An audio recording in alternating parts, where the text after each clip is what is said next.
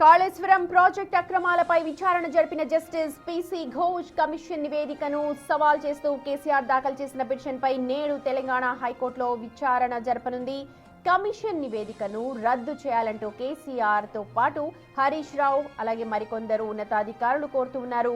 ప్రభుత్వం తన వాదనను కూడా బలంగానే వినిపిస్తోంది. ఈ నివేదిక ఆధారంగా ప్రభుత్వం ఆ తర్వాత చర్యలకు సిద్ధమవుతున్న తరుణంలో కోర్టు తీర్పు ఎలా ఉండబోతోంది అన్నదే ప్రస్తుతం ఉత్కంఠ నింపుతోంది.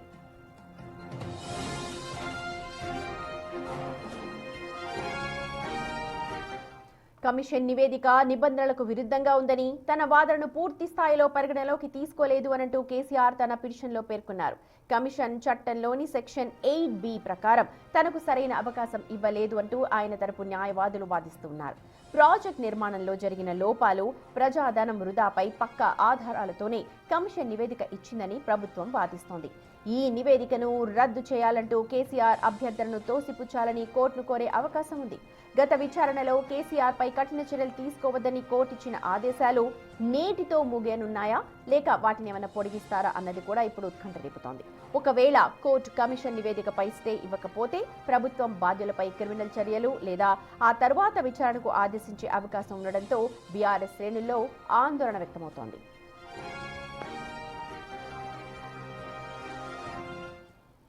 రైట్, మా ప్రతినిధి సాగర్ లైవ్ లో జాయిన్ అవుతున్నారు. ఇవాళ జరగబోయే వాదనలకు సంబంధించి ఎలాంటి ఉత్కంఠ ప్రస్తుతం బీఆర్ఎస్ నేతలో కనిపిస్తోంది, మనకు అనాలిసిస్ చెప్తారు. Over to you Sagar.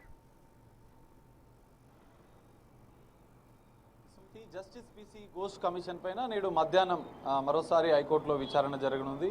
Division bench chief justice మరో న్యాయమూర్తి ఆధ్వర్యంలో ఈ విచారణ కొనసాగే అవకాశం ఉంది.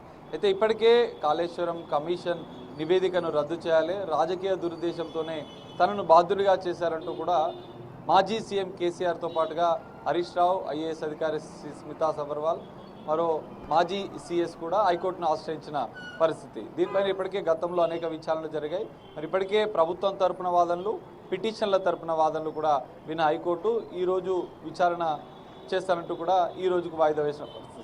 సో ఈరోజు విచారణలో ఏం జరుగుతుందనేది చూడాలి. ఇరుపక్షాల వాదనలు పూర్తయిన నేపథ్యంలో ఎలాంటి అంశం వెలుగులోకి వస్తుందనేది మాత్రం వేచి చూడాలి. అయితే ప్రధానంగా కాళేశ్వరం ప్రాజెక్టుకు సంబంధించినటువంటి అన్నారం, సుందిల్లా బ్యారేజీలు నిర్మాణంలో అవకతవకలు జరిగాయి, పెద్ద ఎత్తున నిధుల దుర్వినియోగం జరిగిందంటూ కూడా కాళేశ్వరం కమిషన్ నివేదిక ఇచ్చింది. అందులో కేసీఆర్తో పాటుగా హరీష్ రావు, స్మితా సబర్వాల్, మరికొంతమంది ఇరిగేషన్ అధికారులు విచారించింది. అందులో ప్రధానంగా మాజీ సీఎం కేసీఆర్ని బాధ్యత చేస్తూ నివేదికను సమర్పించిన పరిస్థితి.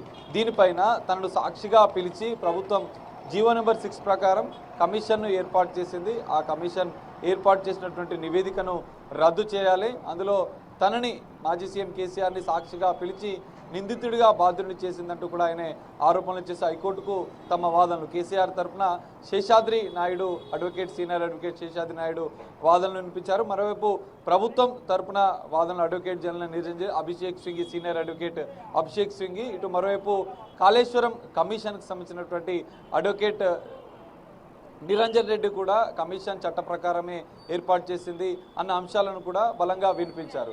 సో ఈ నేపథ్యంలో ఈరోజు విచారణలో ఏం జరుగుతుందనేది చూడాలి. ఇప్పటికే కేసీఆర్ తరఫున, హరీష్ రావు తరఫున, స్మితా సబర్వాల్ తరఫున, మాజీ సీఎస్ తరఫున కూడా వాదనలు విన్న కోర్టు, ఇటు మరోవైపు ప్రభుత్వం తరఫున Kaleshwaram commission, PC Ghosh commission తరఫున కూడా వాదనలు ఉన్నటువంటి హైకోర్టు ఈరోజు విచారణ చేస్తున్నట్లుగా కూడా తెలుస్తుంది. మరి మధ్యాహ్నం విచారణలో ఏం జరుగుతుందనేది చూడాలి. ఇప్పటికే కొంత ఉత్కంఠ బీఆర్ఎస్ వర్గాల్లో, ఎందుకంటే కాళేశ్వరం కమిషన్లో పెద్ద ఎత్తున నిధుల దుర్వినియోగం జరిగింది.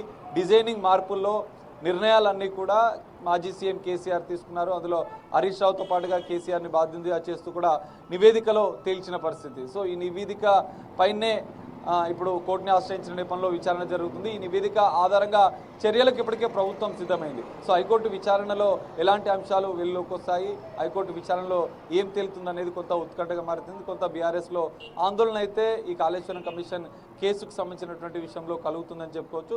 మరి ఈరోజు విచారణలో ఏం జరుగుతుంది, అనంతరం ఎలాంటి పరిణామాలు ఉంటాయనేది మాత్రం చూడాల్సిన పరిస్థితి. Sumathi. Right Sagar, thank you.